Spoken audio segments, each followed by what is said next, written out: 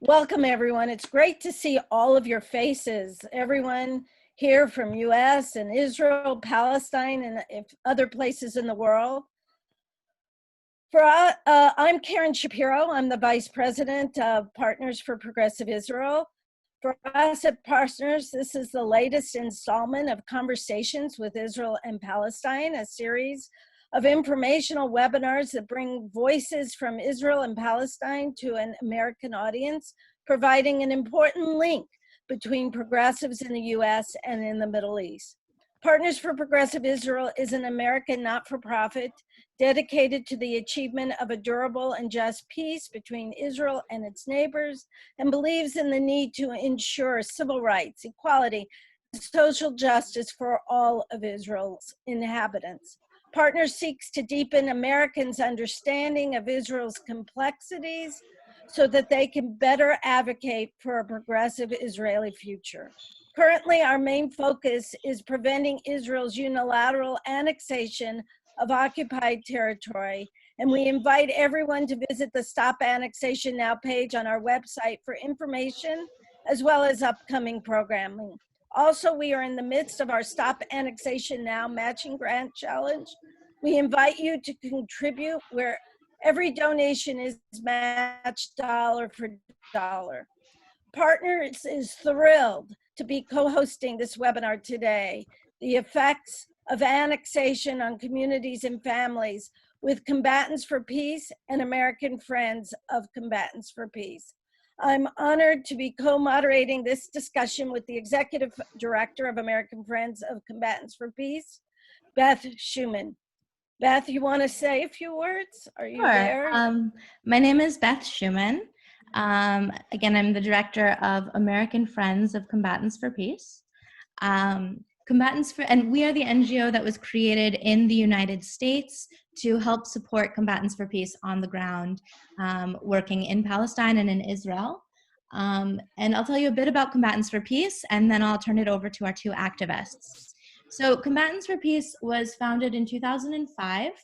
It started in 2005 by a group of former fighters from both sides, former Israeli combat soldiers and officers alongside former Palestinian prisoners.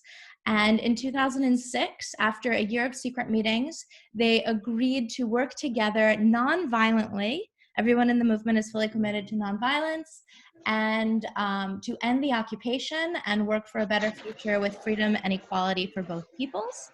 And today we have Shai and Rafa with us, who are going to share a bit about the effects of the annexation on their communities where they are living. Back to you, Karen. So, just to remind everyone, if you have a question, we will be monitoring the chat box. All you need to do is look at the bottom of your monitor for the icon that reads chat, and sometimes you might need to touch your screen or run the mouse over it. Then click on the icon and type in your question. You are muted, so we'll be asking the questions on your behalf. And so as they're talking, if questions come up, please ask them. Without further ado, who would like to start? Shai, Rafa, which one of you? Why don't you start, Rafa? Okay, thank you, Karen. Okay, I did not hear you, Beth, but I will start according to Karen's request. Hi, my name is Rafa Mismar. I'm a Palestinian. I was born in Nablus, north of West Bank, and I grew up in a secular family. My family used to work as accountant, and my mom, she studied linguistics, and she was not able to work that much. She became a mom of five, a mother of five, so she did not work that much. It's really, I'm telling my story about how annexation has affected me directly by my fears in West Bank. There will be more strong, let's say, tools that the guns which the settlers are holding it most of the time will be pointed against us directly without any chances of being under any kind of protection. Annexation is taking more land and strengthening the settlements. And at the same time, it could put us in a position where I will be afraid to travel from a city to city inside West Bank itself. I'm glad to participate in such a talk. It's my first time with you, but I will talk more according to your questions, and I hope I will be talking more with the next questions. So is it your turn, Shai, in this case?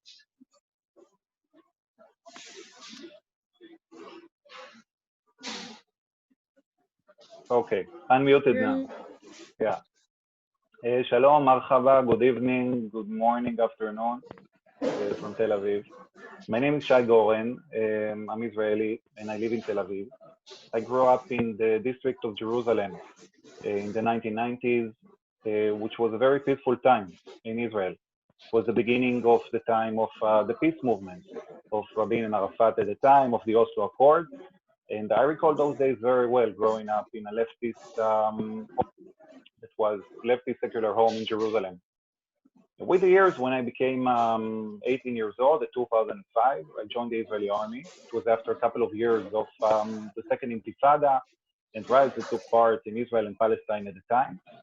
And I joined one of the combatants units of the IDF. I was in artillery unit for a while. I became a commander, and I taught the new soldiers their jobs for a while.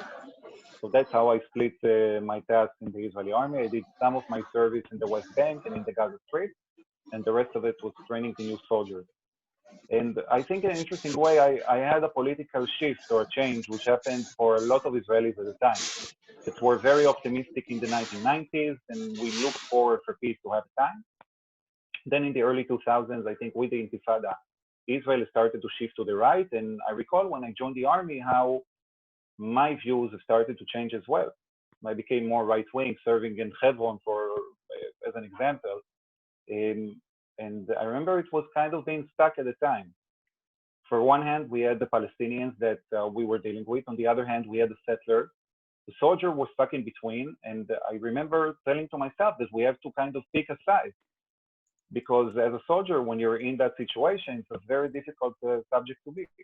Just a couple of days ago, we had a very, I don't know, crazy, challenging, or whatever incident that happened in Hebron when a group of settlers attacked a Palestinian, and an Israeli soldier went to rescue the Palestinian from the attack or the lynch that happened at the time. And that got a lot of press cover in Israel. That was just a couple of days ago, but I think it shows what happens to the soldiers. They're in a very difficult task to have, and those were my years at the time. Anyway, I got off the army in 2008, and that was my way of release to start to see things different. And I came back to a lot of views that I had before the army. And at one point, I became a tour guide in Israel and in the West Bank, and I started to lead tours. And I found out that I know very little of those things.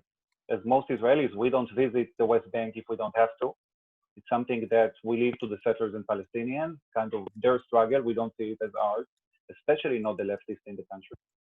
And that's how things got to be. I started to lead more political trips, and I started to understand what the political reality is just by going to places that I never thought that I will go at the time. At one point, I met Combatants for Peace, and we started to tour together. And ever since, I'm an activist in Combatants, been a year and a half or so. We lead demonstrations in Israel and in the West Bank. We do a lot of cooperations, of course, with Palestinians. Combatants is an Israeli-Palestinian organization. And we work a lot in the Jordan Valley as volunteers, escorting the Shepherds community, which is something, of course, that we'll talk about today, as the future annexation plan would most likely to start within the Jordan Valley, and maybe only afterwards continue to other parts of the country. That's it. Thank you. Thank you, Shai. So I wanted to start by asking both you and Rafa how you feel annexation will affect your the families and the communities at large. before we get down into the personal. So Shai, do you want to start? And then we'll go to Rafa. Sure. Maybe allow me to start with what annexation means, as right now Sure. we are not very sure about what annexation says. There is no map that we can address, as annexation is planned to start on July 1st, and there is not even a single map that we know that would be used. We have Trump's vision to peace or prosperity. We have a few options that we saw, but none of them is on the table so far. So I will share the screen so we can see. Can you see my screen? Yes, we can. Okay. All right. So just I'm going to start with this image actually, which is Netanyahu and Trump. You can see on the left it says "Do it right," and it says "No to a Palestinian state." Then it says sovereignty above the "Do it right" here. It says sovereignty, because a lot of Israelis, especially in the right wing, they don't even use the word annexation. Right? The image in Israel is something like, if it's ours, then why do we need to annex it? So there is kind of a discussion even about how to call this kind of an operation, when a lot of people here use something like applying the sovereignty. As activists, I say, would use annexation as the rest of the world, but maybe we can just understand where we see things different to begin with. On that, we have a couple of maps that could be addressed. If you're looking at the one on the left, we're looking at the map of the West Bank, right? As the current map of the West Bank. It was developed many years ago in the Oslo Accord to areas A, B, and C. And here on the right, we can see Trump's vision, the way it became to be. I'm going to enlarge it a little bit to help you look. Whatever the elements are in the yellow in this map that I'm now enlarging, right? They're supposed to be the future Palestinian state, perhaps. And these are 70% of the West Bank. And here we have another 15% of the land of Israel, which will be given or compensated to the Palestinians in case this kind of operation is going to work. If you're looking at the map, it looks impossible. And I think everybody that has eyes in their heads, they can see that, right? The white parts are going to be a part of the future Israeli state, or to be annexed to Israel. Here we see the Jordan Valley, right? All the area from the north part of the Dead Sea that leads to this part, they are future to be annexed to Israel as well. And then we're seeing kind of different enclaves, right? 17 of those that Israeli towns will be annexed to Israel as well. A very challenging map, I would say, very difficult one, and difficult to understand how things would look. One of the options that we have as well is the Jordan Valley only annexation map. Jordan Valley itself is about 22% of the West Bank. And by a lot of experts, we're thinking that the annexation would start here.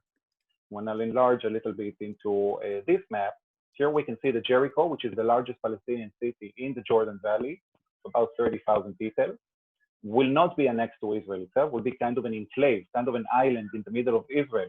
When the rest of it, the blue part, they will be annexed to Israel itself, so added to Israel, another 22% or so. We can see that we have the Jewish towns, Israeli towns that are in blue, and then we have the Palestinian towns that are in green. And a lot of times when we ask the question about annexation, we ask, okay, so who's going to take the land? Is the land occupied? What's going to happen with the land? Well, the land is also the home of the people. And if we have about 65,000, 70,000 Palestinians who live in those areas, and perhaps 12,000 Israelis, the real question is what is going to happen to the Palestinians who are living in those communities? The Israelis who are living in those settlements are Israeli citizens so far. They're getting almost everything that Israel is offering. They're getting the right to vote and decide what to do with their life. They're getting freedom of occupation, the freedom of movement. This is all happening as we speak right now. And it doesn't seem like by the morning after annexation, their life would change. The annexation would mean that Israel will now hold by the Israeli law itself. Okay, thank you. No problem. Thank you very much. So, Rafa,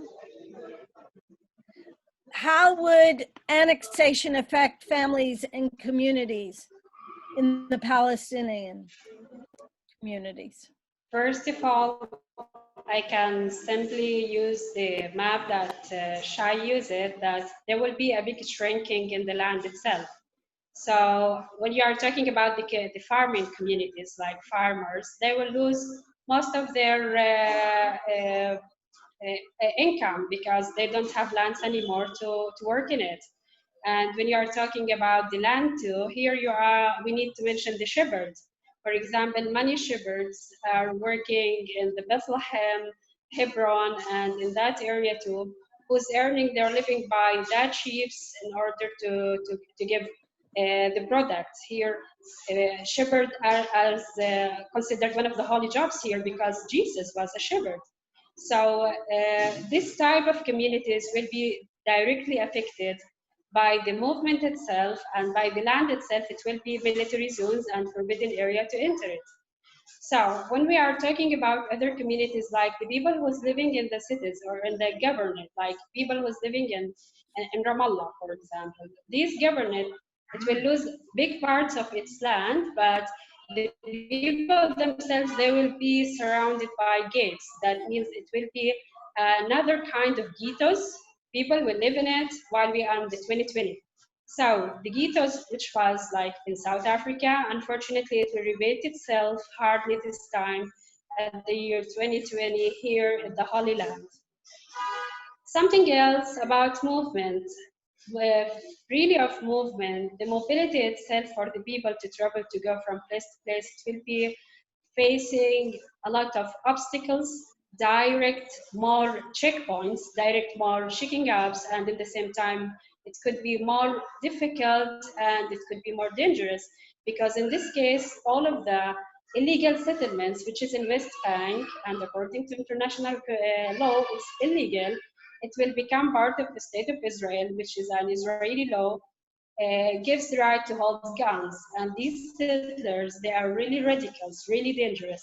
So we can't guarantee if we were in a road driving from, let's say, Jenin to Qalqilia or Tulkarem to Nablus, the road will be safe enough to drive there.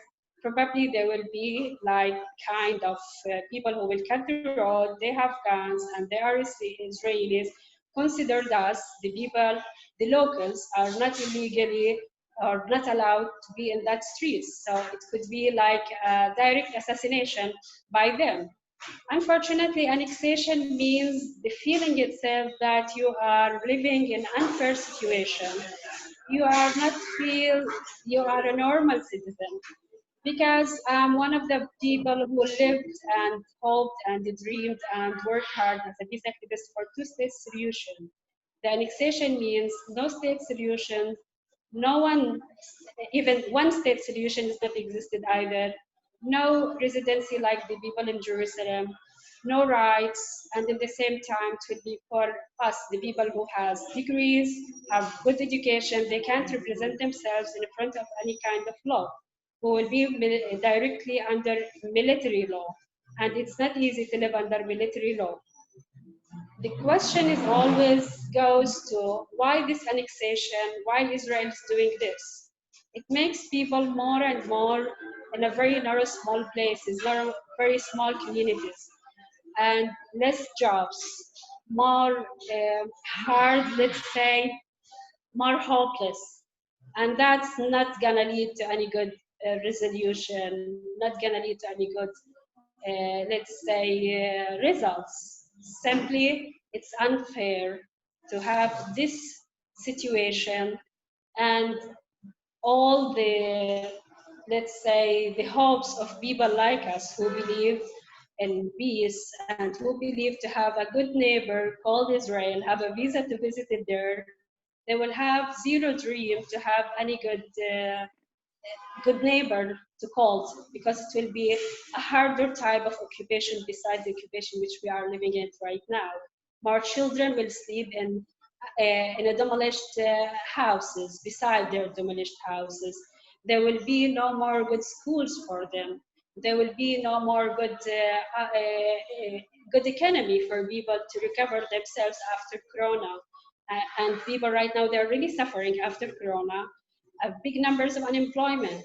With this, annexation means more numbers of unemployment, more numbers of losing land, at least for farmers and for people who's having companies to do any kind of importing and exporting by that goods. More dreams will be really down, will be really dissolved because simple thing is to have a piece of land and to do kind of a small project in it and to do your own first step for your own future as a youth here in Palestine. So our dreams will be crushed with this annexation. Thank you, Rafa. Thank you. Excuse me. So we have several questions that have been coming in. So I wanted to ask one more myself, and then we'll start with the questions that others are asking.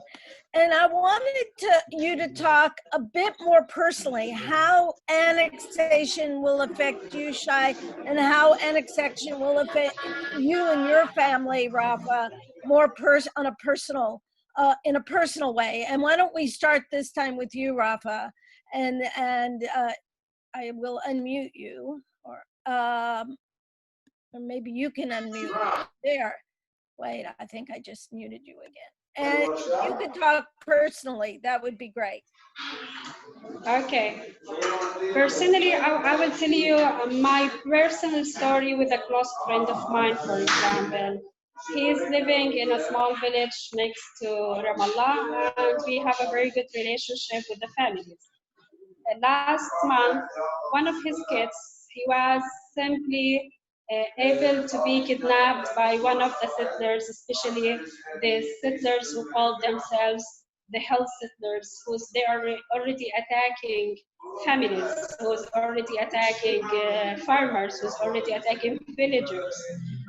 Our friend Tariq, he was just going with his father and his kid in order to look to the trees, nothing more, and to prepare the place in order to meet after Ramadan. Ramadan is a fasting month, and they have a good space in their land, and we should supposed to meet there in the Eid, which is like celebration after the fasting all the 30 days.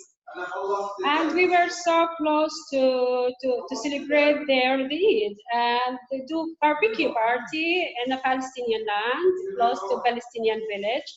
And it was like one of our dreams, because it will be the first day of going out from quarantine after 75 days of quarantine because of the coronavirus. What was happened that this was happened like 2 or 3 days before the Eid, so the preparation for such a celebration was totally cancelled. The father faced a big muscled man with a big tractor. He was trying to kidnap his son with no reason. Tariq, the only thing he did, he took his boy and drive his car directly outside the land, outside the village, and he went to the city of Ramallah itself. And he called one of the relatives in order to tell him, I was so hard, my kid will be kidnapped. So this friend, he called. Are you there? Are you there, Rafa? I don't know what's happening. It's something from your side. Yeah, I don't know what's happening either. There's a. Yeah. Let Okay. me. Yeah, I'll Can work you on see me that. now? You keep talking. You keep talking. Okay. So what was happening? It was like he called my family member, because we have a lawyer, and directly this lawyer, the attorney, talked to the Israeli DCO, Palestinian Israeli DCO, described what was happening, and he asked for protection. The Israeli army and the Israeli police. Thank you. Keep going. Okay, the Israeli police did not offer help or any kind of protection for them. And the only story was that moment. If the kid was kidnapped, what we should do if the Israeli police refused to help us in the situation of kidnapping. They refused to help the Palestinian family while it was no kidnapping situation. So what could happen if it will be a kidnapping situation? This is one of the small accidents happened recently, and that gives the authority and the power for the settlers to attack civilians, Palestinian civilians, and they could kidnap the kids, they can burn the families as they did with the Wabsha family, and they could do more than that. The annexation means directly to me more power for unleashed settlers.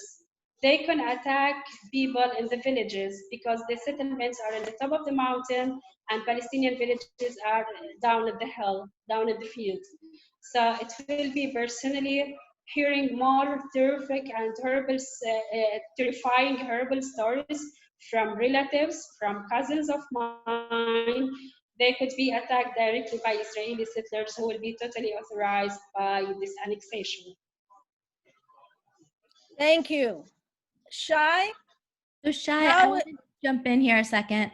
I know that as an Israeli, you're clearly not going to be, you don't live in the annexed areas or anything like that, but I know that this probably also is very relevant for you, especially because you do a lot of work in the Jordan Valley. And I was wondering if you could share a bit about the work that you do there, why it touches you, why you go out there, and if you could share a bit about that with us. I know you have some photos as well.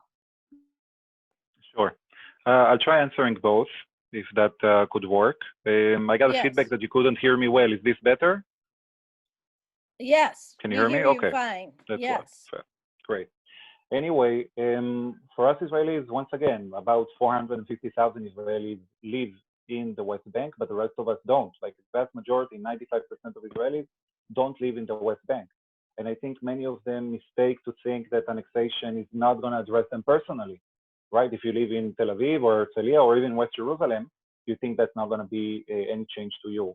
When there's a good line of security experts in Israel, military generals like the former head of Shabak, of the Shin Bet, and of the Mossad, that are talking about what would annexation do for us in a negative way, which means pretty much that if things for us are relaxed right now on a security point of view, this might just fire up the entire Middle East in a way that we haven't seen before. And we will do that to get an area that Israel is holding anyway, right now. It's a bargaining chip maybe for a future peace agreement, maybe that would happen or wouldn't happen, but at least that's something that, that Israel, the army itself, is holding. So what would the change do for us in a positive way? Most of our, even our experts, see it as a negative thing. When we're talking about Israel as a democracy, right? I live in a democracy and I wish that I would continue to live in a democracy. We're talking about a major change. If right now we have the military that's holding the ground, and once again, it will be kind of a future idea of what to do with that, in case the annexation would happen, I'll share with you a couple of pictures of what that would mean. For the Palestinian communities that live in those areas, annexation means that they're losing the areas that they're holding right now. There's about 50, 60 communities of shepherds, some of them Bedouin and some are non-Bedouin, who live in the Jordan Valley, for example. And even if only the Jordan Valley is to be annexed, then they would be removed from those areas, as Israel is not likely to offer citizenship. That's a major change for the Palestinian communities, and that is for the, let's say, it can be a continuation of what the settlers have been doing there for a while. Rafa mentioned that before, and she's absolutely right. We can see that the policies that are done by Israel are being chosen by the settlers. They're the leading power in those ideas, and right now they even oppose the annexation because it's not good enough for them. They say 30% of the annexation is not great enough, and a future Palestinian country could be problematic. So they oppose it. But what we've experienced for the last couple of years, even without the annexation, is the fact that the settlers, some of them, of course, the extreme ones, not all and not even most, are doing whatever they want and are holding the army to be used against those communities of shepherds that are going with their flocks to graze in the Jordan Valley. That means that whenever they want, they can come, they can hassle, they can tackle, they can hit, sometimes even abuse the Palestinian communities who live over there in the Jordan Valley. And that's why a group of us, some of us Combatants for Peace activists and some others in the Jordan Valley Coalition, that's how it's called, are over very early in the morning to pretty much accompany and escort the shepherds as they go. Yeah. Yeah. This is something You're that's been okay. going on for, you went in and out for a minute. All right. So this is something that's been going on for the last couple of years, that the settlers are doing very difficult life for the Palestinians who live there. But let's say that annexation does happen, which is kind of the dream of many settlers, right? They're getting that land fair and square. They're a part of Israel. There's no question about it on the Israeli side. This makes this country less democratic. The fact that people are living in an area and will not get the right to do anything with it, the fact that Israel might even kick out some of communities, will be very problematic. And by the way, these are all things that are happening right now as we speak. Out of those 50, 60 communities that I've mentioned, some of them, with the pandemic that's been going on for the last couple of months, have already started to pack up their things and go. For the fact that we couldn't go, the escorting communities, right? The activists who are coming with them, it's one reason, right? Cannot come anymore because in the north part of the Jordan Valley, the Palestinian Authority does not allow that. The settlers are feeling that they can do whatever they want in those areas. Once again, I'm talking about very specific and extreme groups who are targeting those Palestinian communities. And it might be that in the time of the annexation, we'll just won't see those communities living there anymore. That's something that as an Israeli, I'm disagreeing to allow. I wouldn't want it to be in my country. It can be in occupied territory or territory in dispute or whatever is what I want to call it. But at some point, it will become a part of the country. All the laws will abide there. And then we are in a more serious problem. And those communities that I'll show you their images as we speak, will just be moved out, will be kicked out of those areas. And that's something we cannot have. Very good. Thank you. So we have a lot of questions here. And so I'm going to start by asking some of these questions. So let me jump in, Karen, as you sort through. Sure. So there's a question just at the very bottom that shepherd communities have been kicked out due to harassment by settlers and soldiers. And I just want to clarify. So the the communities in the Jordan Valley have been systemically kicked out. It's not just during the pandemic. It's not just now. Annexation is only speeding up this process. I think ethnic cleansing is a word that can legitimately be used when one group, when one ethnicity systematically kicks out another group of human beings. And that's what's been happening in the Jordan Valley historically for years and years. And people, their homes are demolished, they're attacked, and they're being pushed out. And so the risk of annexation right now is simply that this is going to be accelerated. And that families and communities will be losing their homes, will be losing their rights to water. And because they won't be citizens, and because they won't be given basic human rights, they're not going to have a means of being able to do anything about that. So they still do not, but it's going to be to an even more extreme. So that's just a clarification in terms of, for us, this isn't about, for Combatants for Peace, this isn't about one state, two state, three state. It's not about the end of, it's about human rights, it's about equality, and it's about freedom and justice for all people so that all people can live equally and fairly in the land. So just I wanted to jump in and clarify that question a little bit. Sure. So we have a question here from Ayala. Do you see ways in which the cry for justice in the US and around the world could take place, and how? So Rafa, do you want to start? Truly, all of, let's say, human rights organizations or movements towards justice, peace, and equality against ethnic cleansing, all of these organizations are considered our backup in the international community. They can do a great job if they keep telling the community, and they keep telling the congressmen, and they keep telling the people in Europe and all of the people who pay their tax for good reasons to do the right step right now for stop this unilateral movement, and in the same time to stop all of that dictatorship from Netanyahu himself.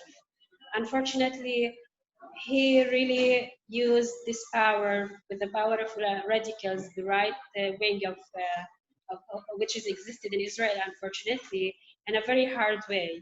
And it's really destroying the image of democracy and destroying the image of humanity even. These organizations can simply be in touch with all Palestinians in West Bank They can see directly within all of this simple, fast, direct social media tools, and can see how much we will suffer as Palestinian community, as people who have the right to exist in their land, but unfortunately, they will be treated lately like locals who should be terminated in a very specific places, and should be treated less than any normal human rights levels. In the meanwhile, it will be like more dictatorial, more military, more unhuman procedures will be taken against these people. It's the time to be fair and to stood for humanity and to stood for fairness, especially the Palestinians. They are supported by multi UN resolutions, by multi a good help and a goodwill from the international community. So please work hard toward this case, because it's one of the last points that Palestinians can really steadfast in it. We have nothing left for us to say we are having a land or having a quiet place called Palestine. It's really vanishing day after day by all of this dictatorial and military procedures that the Israeli government is taking right now. Thank you. Shai? Yeah. I want to bring up the example of a Palestinian village, Bedouin village called Khan el Ahmar, which is located on Route 1 just outside of Jerusalem on the way to the Jordan Valley. That village was supposed to be, by many decisions of the Israeli government, was supposed to be removed, was supposed to be relocated in a different position. And there was a big campaign to try to keep it in its place. In that campaign, we had Italian volunteers who came in, we had internationals, we had leaders of countries, we had Angela Merkel from Germany that put its pressure on Israel in order to make sure that the village would be kept in its place. Because it's very strategic, and if it's removed, it will be very difficult to connect between Ramallah, between the northern part of the West Bank, and between Bethlehem and the southern part. That campaign has worked, and that community is still there due to international pressure. And I guess that's the case right now as well. If we want to keep things to happen, or want to keep things in the more normal or sane way of happening, I guess that Israel itself is not enough. I saw a couple of questions about what would be the future of the Palestinians, would they get a citizenship or not? That's exactly what we're talking about. We don't know, as we didn't see a map, so we don't know what's going to be offered. We don't even know where exactly is the annexation going to be. But all right, let's say it's going to be in the Jordan Valley. Will the Palestinians living there receive citizenship in Israel? Will get at least, let's say, a residency in Israel, so couldn't vote in the elections, but they are getting some rights of Israel. It will be difficult to move them, or are they just subject in Israel? In a recent poll by the Israeli Democracy Institute has shown that 60% of the Israeli Jews don't want the Palestinians to get a citizenship. Right, only 20% of the Israeli Jews that were asked said that they support the fact that those Palestinians would receive a citizenship. When Netanyahu was asked about it, he said that, there's only 3-4 Bedouin communities or Palestinian communities to live there, and none of them will receive a citizenship. They will be subject under Israel. These are things that could change due to international pressure. One thing to annex a territory, right? It's a different thing to annex people. And that's the question that should be asked. In Area C, that Trump is offering that 50% of that should be annexed to Israel, there's about 150,000 Palestinians who live. Nobody understands what their future is going to be. Some are talking about any kind of status, and Netanyahu, once again, is talking about not giving any. And I guess only in a couple of weeks we would know what is the actual plan and how can we fight it and see how we can bring more human rights into the Palestinians in the West Bank. Thank you, Shai. Beth, you had a question? I did, although Shai answered it. It was a bunch of questions in the chat that were coming in about citizenship and the fate of the Palestinian community in the West Bank. We got 3 or 4 questions about that. But just to chime in about that, I mean, Bibi has been quite clear that the communities living in the West Bank, the Palestinian communities, will not be receiving citizenship or equal rights.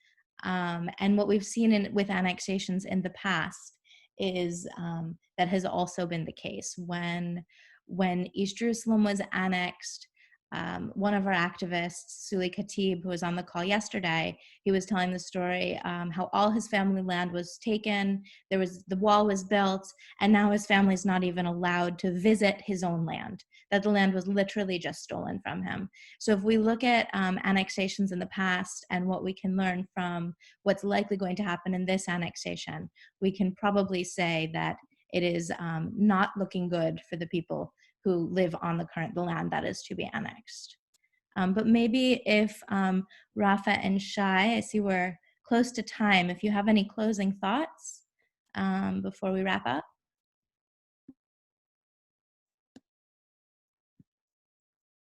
Oh, Yeah. let me unmute Rafa. Sorry. Yeah, no, I'm good and I'm muted, right? You're unmuted, Rafa's not. Okay. Can I finish first? Yes, you go first. Okay. Okay, thank you. So, as a closing statement, I can say it's we have the situation of people, the citizens of Jerusalem, and they don't have that much rights there. Even they are living under Israeli authority as part of Israel since 67. And the Palestinian who lives in Jerusalem, they don't really get that much services. They don't really get that much help as Palestinians lives in Israel. And during coronavirus, that was too obvious. There was not any medical help for them, but they were opposed and should pay the tax. They are known for the government. So the Palestinians, especially the friends of mine, because they are journalists, so they are covering the area of Jordan Valley, they are telling me most of these Palestinians who lives in Jordan Valley, they are already trying the annexation for more than 10 years, especially with the periods when the Israeli army is doing their trainings there. They ask the people to evacuate their houses. So unfortunately, they've been trained their area for around 10 years by asking them to evacuate their things, their houses, take their valuable stuff because they will be shooting and it will be live. There will be bombing and it will be live, and they are not responsible to help any of the civilians who stays in their houses. So right now it will be a big evacuation for these people to leave their houses, to leave their farms, and to leave their history, their memories, their childhood, and no place to go to anywhere. Israeli government does not really respect the Palestinians who lives inside Israel since the 48, and until now they are. Okay, you got muted somehow. Hold on, Rafa. Now you're unmuted. Somehow you got muted. Sorry. Keep going. Are you there? So yes, can you hear me? Yeah. Yes, So now we can. some Arab Israelis who lives in Israel, they don't have full citizenship with the full rights. So Palestinians do not expect they will be having any rights. So it will be more devastation for them. It will be more losing. Palestinians will be the losers anyway within all of this situation, because no rights, no identity, not even right of existence as Palestinians in their lands and farms. Unfortunately, we will be the losers again. And I'm sorry to say that. Thank you, Rafa. Shai? Yeah. Well, you know, a couple of days ago, they interviewed a farmer, Jewish Israeli farmer who lives in the Jordan Valley. And he asked that question very clear. He asked, what would my life You're look like going in after... and out. Can you, Okay. Shai? Yeah. Yeah, can you hear me? That's better. Good, okay. And I mentioned that Israeli farmer who lives in the Jordan Valley, and he asked that question of, how would my life look any better if the annexation is to happen? There's less than 4% of the Israelis who really believe that the annexation is what the Israeli government should deal with right now. And I think what we're experiencing is just, I don't know, an attempt maybe to do a spin by Netanyahu. He's trying to start, the pandemic is happening, and they're trying to go to that solution, although it's not going to change the life of the Israelis. Just in the couple of days after, or couple of months maybe, after we had the 1967 war, right, the Six-Day War, there was an ad in Haaretz newspaper that said the following words that I would like to read to you. And so it's a group of Jewish Israelis who posted that ad, and they said that our right to defend from annihilation does not give us the right to oppress others, as occupation would draw foreign sovereignty, and foreign sovereignty will draw resistance. That resistance will withdraw oppression, and that oppression will withdraw terror and then counter terror against it. And the victims of terror are usually innocent people. Now, what we experienced in the last 50-something years is exactly that.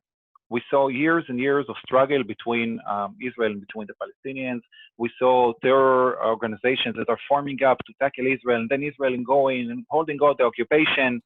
Why are we fueling up these things if we know that this is the one thing that we don't want to see anymore? If we already agreed that we should live here in a different way, then why are we not trying to get out of it instead of trying to just strengthen in and put ourselves in a position that we could not come out of anymore? And one day people would ask, remember that day that maybe we didn't need to annex the areas of the West Bank. Once that happened, that was a non-turning point, or from that point we couldn't go any back. I hope that with the work of the Israeli activists, the Palestinian activists, and of course international pressure, that wouldn't happen. Once again, we're waiting to see what are the plans, and of course we will reject to anything that we see as unjust. Thank you, Shai, and thank you, Rafa. Shai, I totally agree. We've got to do everything in our power to stop this annexation.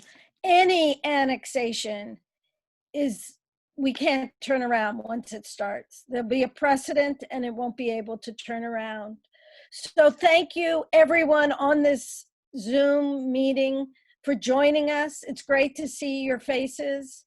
I want to thank Beth for co-moderating this discussion, and especially to Rafa and Shai for joining us today and for the important work that you do every day. Also want to thank the staffs of American Friends for Combatants for Peace and Partners for Progressive Israel for their work in making this discussion happen, as well as also Combatants for Peace in Israel. To learn more about Partners for Progressive Israel, our future programs, and our Stop Annexation Now campaign, go to progressiveisrael.org. And please contribute to our matching grant challenge. Every dollar you give is worth $2. Thanks and stay safe. Beth, do you want to say a few words? Sure, thank you so much. So thank you to everyone so much for coming. It was really a pleasure to have you all. Thank you to Shai and Rafa and Karen and Partners for Progressive Israel. If you'd like to be more involved, we urge you to get in touch with us, please. We're doing several more calls like this, including on the 23rd, we're doing a call with Suli Khatib and Tuli Flint, two of our activists. And on the 24th, we are doing a call with human rights leaders in the region. You can find more information about that on our website. I'm going to put that in the chat box, afcfp.org/events. It's also up on Facebook. And of course, if we'd love for you to participate, if you're unable to participate, we would be really grateful if you could make financial contribution to support our campaign. It makes a very big difference. We need all the help we can from all angles to help support our activists, help support our anti-annexation campaign. And we depend on you as our partners and friends to really allow our work to continue. So thank you so, so much for being a part of this. And we look forward to see you again in the future. Thank you.